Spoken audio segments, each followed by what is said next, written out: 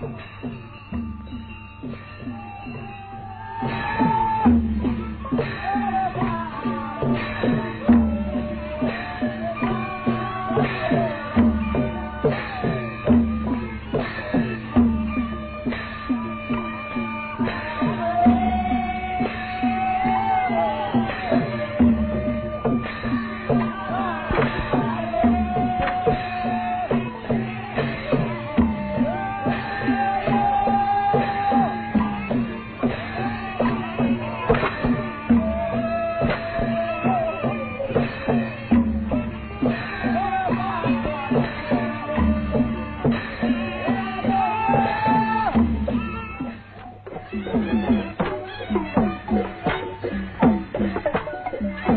Burmese certainly made a day of it.